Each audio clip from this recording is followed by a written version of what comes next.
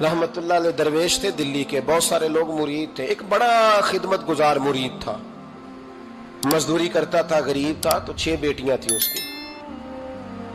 हजरत साहब के पास रोज आके कहता, हुजूर बच्चियों के लिए दुआ करें, अल्लाह कोई असबाब पैदा कर दे। एक बच्ची की शादी का खर्चा 1000 दिनार है और मैं गरीब हूं। हजरत साहब दुआ कर देते। खानका शरीफ के थोड़े ही फासले पर, हजरत जहां बैठ के मुरीदों की तरबियत करते थे, उससे थोड़ा ही फासले पर ना एक ईसाई रहता था, बड़ा मालदार था, बड़ी सारे ऊंट, गायें, भेड़, बकरियां रखी हुई थी, और हजरत शरफुद्दीन रहमतुल्लाह अलैह की बड़ी मुखालफत करता था। और ये जो आपका गरीब मुरीद था, ये उसका पड़ोसी था। एक दिन बुला के ना उनको कहने लगा कि तू किधर जाके जो है वो टकरे मार रहा है, वहां से कुछ नहीं मिलने वाला। वो तुझे क्या देंगे जिनकी खानका खुद चंदे पे चलती है, मदरसा चंदे पे चलता है, मस्जिद चंदे पे चलती है, तेरी बेटी का मामला कहां हल होगा? तो उस दरवेश ने कहा कि तू मेरे पीर को नहीं जानता, तू अजय मेरा महबूब नहीं डिठा, तो पता नहीं ना, तू इस रास्ते का मुसाफिर नहीं, तू नहीं जानता, उनका बस चले ना तो वो हर कीमत में मेरी बेटियों की शादी करा दे। अब वो ईसाई था, कहने लगा अच्छा चलो ठीक है, अगर इतनी बात है ना तो जाओ उनसे जाके कह दो कि 6 साल के लिए मेरे साथ मुआहदा कर लें, तो मेरे जानवरों को चारा डाल दिया करे, 6 साल ड्यूटी करे, मैं 6000 दिनार दे देता हूं। वो मेरे साथ 6 साल मेरे जानवरों को चारा डाले, रखते हैं ना आप चारा डालने के लिए, एडवांस पैसे दे के। अब तो लोग उन्हें भी गुलाम ही बना लेते हैं, बड़ी थोड़ी तनख्वाह देते हैं, जुल्म करते हैं, पूरा मुआवजा नहीं देते। हजरत शेख शरफुद्दीन के बारे में वो कहने लगा, जब अपने पीर से जाके कह के मेरे जानवरों को 6 साल चारा डाले, मैं 6000 दे देता हूं, तू जो कहता है हर कीमत पे जाने को तैयार है। उसने जब ये बात की तो मुरीद ने नाराज हो गया, वो लड़ाई हो गई, गिरबान पकड़ लिया, झगड़ा हुआ, बात बड़ी दूर गई। इस तरह की बात करता मेरे हजरत के बारे में, तेरे जैसे कई मैं वहां काम पे रखा दूं। जब वो बड़ी बहस हुई, बात मोहल्ले में, इलाके में फैल गई, दुनिया ने सुन ली, तो शेख शरफुद्दीन तक भी पहुंच गई। इस तरह झगड़ा हुआ है। लोग सो गए इशा की नमाज के बाद। हजरत साहब ने ना सर पे कपड़ा लिया, उस ईसाई के दरवाजे पे दस्तक दी, वो बाहर आया, फरमाने लगे लोग तो सोच समझ के मुलाजम रखते हैं, तूने भी तो सोच ही लिया होगा, तभी तो मुझे ऑफर की है। तू अपनी ऑफर पे कायम है? वाकई मुझे रख लेगा और 6000 दिनार दे देगा? कहने लगा जा बाबा काम कर अपना। फरमाया नहीं, तूने इतने लोगों में बात की, इतनी बहस हुई, तो कायम है? कहने लगा मैं तो कायम हूं, पर आपने नहीं कायम रहना। फरमाया मैं सोच समझ के आया हूं। उसने कहा आप ड्यूटी करेंगे, भैंसों को चारा डालेंगे? फरमाया एक शर्त, बस जब अजान हो जाए ना तो मुझे रब की नमाज पढ़ने की इजाजत दे देना, बाकी सुबह शाम जो तू कहेगा। अगर उस गरीब की बेटियां ब्याही जाए तो मुझे और क्या चाहिए? उसकी 6 बेटियों का बोझ है उसके सर पे, तू मुझे रख ले। अल्लाह अकबर। वो कहने लगा चले पे मेरे साथ खते बंदगी कर ले। आजकल हम स्टाम करते हैं, उस जमाने में खते बंदगी होता था, गुलामी का खत, काजी शहर के पास, यानी उसका ख्याल था कि चलो स्टाम की बात करूंगा तो भाग जाएंगे। फरमाया चल मैं तैयार हूं। काजी तक गए, तय हो गया, 6000 दिनार दे दिए। हजरत ने मुरीद को बुलाया, फरमाया पुत्र ये ले जा, जा मेरी बेटियों को रवाना कर दे। कहने लगा हुजूर ये क्या कर रहे हो आप, कुछ सोचे? फरमाया यार जब तुझे बेटा बना लिया तो फिर मेरी पोतियां तो लगती हैं ना, मेरा हक तो बनता है ना, जा जाके ड्यूटी कर, उनको ब्याह दे। बात फैल गई। बादशाह भी अकीदतमंद था, वो 12000 दिनार लेके पहुंचा। क्या बताऊं इन रब के बंदों का दिल कैसा होता है, क्या दर्द होता है, क्या रंग। 12000 दिनार लेके बादशाह आया और आके हजरत को पेश किए, का हुजूर आप दें इस ईसाई को, डबल दें और जाए काम करें। आप फरमाने लगे तू पैसे दे, शर्तें ना लगा, मेरा जहां दिल करेगा मैं खर्च करूंगा, मुझे तो मजा ही अब आने लगा है, अभी तो लुत्फ आ रहा है, अभी तो जायका आया है कुछ करने का, पैसे देने हैं तो दे, पाबंदी ना लगा, जहां मेरा दिल करेगा मैं। उसने कहा हुजूर ठीक है रख ले। हजरत ने फजर मस्जिद में पढ़ी, जेब में 12000 दिनार थे, ऐलान फरमाया भी किसी और की बेटी भी बैठी है तो पैसे मेरे पास है। वो 12000 दिनार भी बांट दिया, और 12000 दिनार बांट के ना तो फिर चले गए खेत में चारा काटने। उस ईसाई को किसी ने बतलाया कि उनके पास तो 12000 आया है, पर तुझसे जान नहीं छुड़ाई उन्होंने, कि वादा ये हुआ था कि 6 देंगे तो जाएंगे, जब तक देंगे नहीं तेरे घर में काम करेंगे।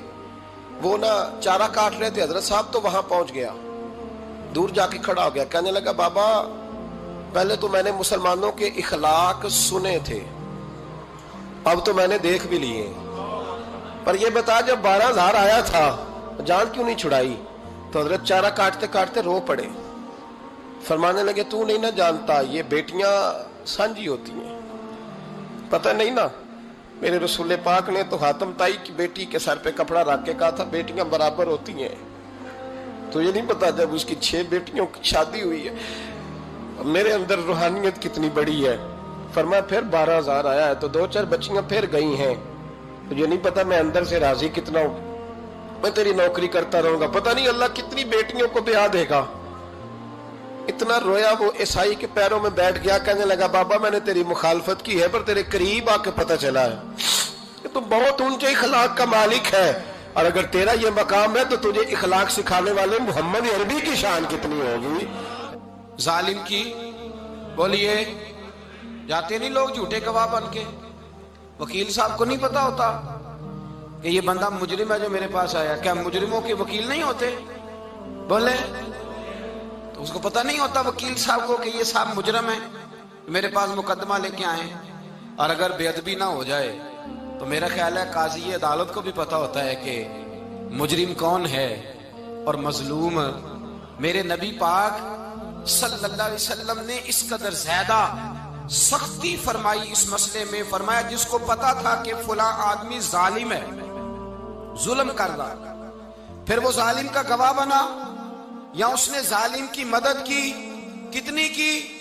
شارحین لکھتے ہیں چاہے اس نے ایک جملہ بول کے کی، چاہے ایک، سارے بولیے، چاہے ایک غریب کو اس نے ظلم کیا تو کہتے ہیں علاج یہ سی، چاہے ایک جملہ بول کے کی، شارحین اس حدیث کی شرح میں لکھتے ہیں ایک جملہ بول کے چاہے مدد کی، جس بندے نے کسی ظالم کی مدد کی کسی مقدمے میں یا کسی صورت میں اور اسے پتا تھا یہ ظالم ہے، میرے نبی پاک صلی اللہ تعالی علیہ وسلم فرماتے ہیں اگر اس نے مدد کی، ابھی ظالم کی بات نہیں ہو رہی، ظالم کے مددگار کی بات ہو رہی، اگر کسی نے ظالم کی مدد کی تو حضور فرماتے ہیں خدا بھی اس سے بری و ذمہ ہے، رسول بھی اس سے بری و ذمہ ہے۔ سنبھال کے رکھے اپنی نمازیں، قربانیاں، حج، زکوٰۃ سنبھال کے رکھے۔ اگر ظالموں کا مددگار ہے، الیکشن آ لینے دے، آپ کو نظر آ جائے گا کون کون ظالموں کا مددگار ہے، نظر آ جائے گا۔ اپنی جیب سے لوگ پیسے دے کے ظالموں کی مدد کریں گے، ان کے فلیکس چھپوائیں گے، بورڈ لگوائیں گے، جیبوں سے پیسے دے کے۔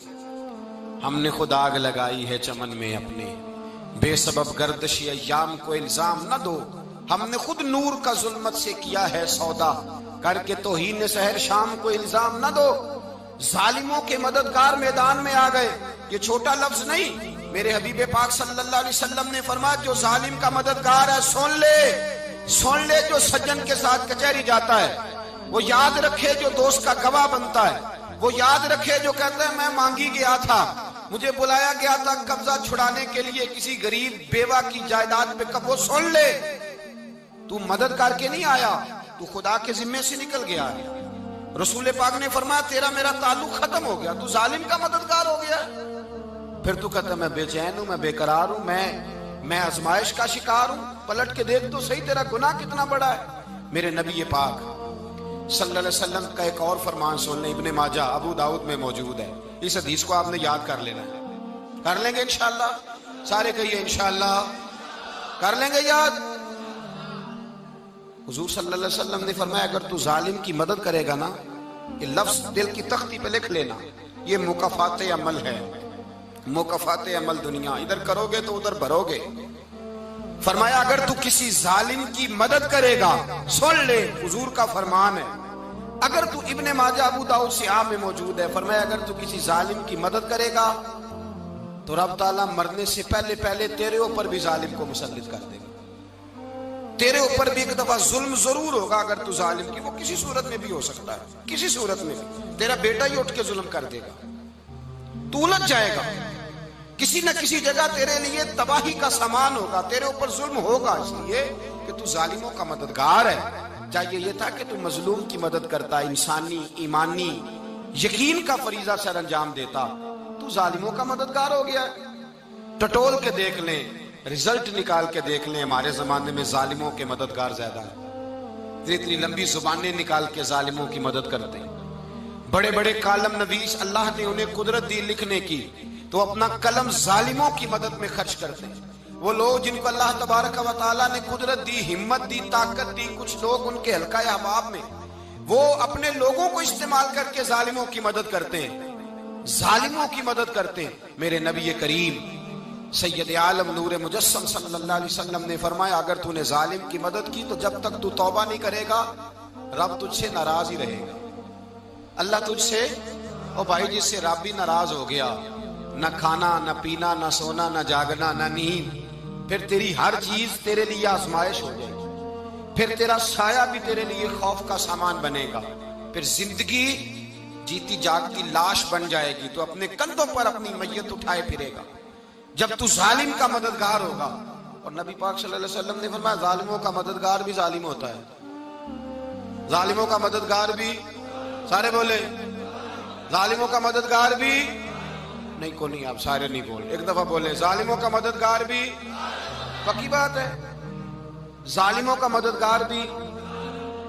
اللہ اکبر، جس کا یارانہ ہو، جس کا دوستانہ ہو، جو کہے میں نے نا اس کو اوکھے ویلے کے لیے ظالم کو یاد رکھا ہوا ہے۔ کبھی مشکل میں رکھے نہیں ہوئے لوگوں نے ظالم دوست، کہتے میں نے رکھے ہوئے ہیں، بلکہ ہمارے دیہات میں تو کہتے ہیں میں نے بازو بنائے ہوئے ہیں۔ کس کو بازو بنا لیا؟ ظالم بھی کبھی بازو ہوتا ہے، جو ظلم کی تلوار لیے میدان میں کھڑا ہے۔ قارون، حامان، فرعون، نمرود کا حال نہیں لوگوں نے دیکھا؟ اپنے زمانے میں آپ نے کتنے لوگ نہیں دیکھے جن کے سائے سے، آواز سے لوگ کانپتے تھے؟ پھر پولیس کی گاڑیوں میں وہ اس طرح مردہ پڑے کہ دنیا نے تماشا دیکھا ان کا۔ یہ رنگ ہم نے دیکھے نہیں اپنے آنکھوں سے۔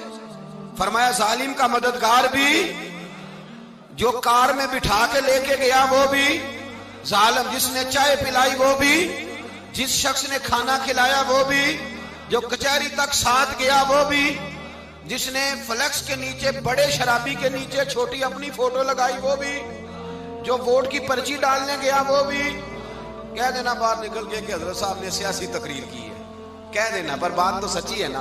خو کرے ہم تو سے تھوڑا سا گلا بھی سن لے، خو کرے ہم تو سے تھوڑا سا بھی گلا۔ امام مالک کے پاس ایک بندہ آیا، اس نے کہا حضور میں درزی ہوں، ایک ظالم بادشاہ مجھ سے کپڑے سلواتا ہے، میں تو ظالموں کا مددگار نہیں نا۔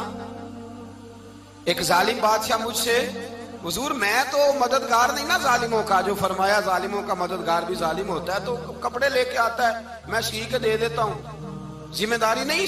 یہ ایک آدمی دکاندار ہے، اس سے کوئی بندہ چیز خریدنے آئے گا تو تھوڑی کہے گا میں نے نہیں دینی، تو دے گا۔ کوئی بندہ اگر کسی شخص سے کوئی کام کہتا ہے جو اس کی فیلڈ ہے، اس کا شعبہ ہے، اس کا معاش کا وہ سلسلہ ہے، کہتے ہیں یا رسول اللہ صلی اللہ علیہ وسلم ظالموں کا مددگار بھی ظالم، حضور نے فرما دیا۔ تو امام مالک سے بندے نے مسئلہ پوچھا، دل کی تختی پہ لکھنے والی باتیں ہیں، کہا حضور میں درزی ہوں، ظالم کپڑے سلواتے ہیں، میں تو مددگار نہیں نا۔ امام صاحب کہنے لگے نہیں، مددگار تو وہ ہوگا جو تجھے سوئی دھاگا فراہم کرے گا، تو تو پورے کپڑے سی کے دیتا ہے، تو خود بہت بڑا ظالم ہے، تو پورے سوٹ سی کے دیتا ہے، تو بہت بڑا ظالم خود ہے۔ مددگار تو وہ ہوگا جو تجھے دھاگا دے گا، جو تجھے بٹن دے گا، جو تجھے نلکی دے گا۔ جو ظالم سے اتنی نفرت ظلم کر کے بندہ آئے، یہاں تو ہمارے زمانے میں ہیرو بن جاتے ہیں لوگ، ظالم ہیرو ہے، لوگ اس سے ڈرتے پھرتے ہیں، گھومتے پھرتے ہیں، اور بہت سارے کم مزاج لوگ اس کے پیچھے ہاتھ باندھ کے پھرتے ہیں۔ ظالموں کی مدد کرنا، ظالموں کے ساتھ رہنا، یہ ظلم ہے، ظلم، یہ زیادتی ہے۔ میرے نبی پاک صلی اللہ تعالی علیہ وآلہ وسلم نے ارشاد فرمایا، یاد رکھو رب فرماتا ہے میں مظلوم کی مدد ضرور کروں گا، چاہے جلدی کروں چاہے دیر سے کروں، میں مظلوم کی مدد۔ اور حضور صلی اللہ علیہ وسلم نے فرمایا ہے، حضرت معاذ بن جبل کہتے ہیں حضور نے مجھے یمن کا گورنر بنایا، جب میں جانے لگا نا تو حضور نے بڑی نصیحتیں کی، بخاری میں موجود ہے، فرماتے ہیں جب میں پلٹنے لگا تو میرے رسول نے فرمایا معاذ ایک منٹ ٹھہر جا، ایک بات میری یاد رکھنا، اس کو نہ بھولنا۔ کہا حضور کیا؟ فرمایا دیکھنا کسی پہ ظلم نہ کر بیٹھنا، کہیں تجھ سے زیادتی نہ ہو جائے۔ محبوبہ پھر حضور نے فرمایا سن میرے معاذ، میں تجھے گورنر بنا رہا ہوں، زیادتی نہ کر بیٹھنا۔ یا رسول اللہ صلی اللہ علیہ وسلم کیا ہوتا ہے؟ تو میرے کریم نے فرمایا جب مظلوم دعا کے لیے ہاتھ اٹھاتا ہے تو عرش کا مالک کہتا ہے فرشتوں پیچھے ہٹ جاؤ، عرش کا مالک کہتا ہے فرشتوں پیچھے ہٹ جاؤ۔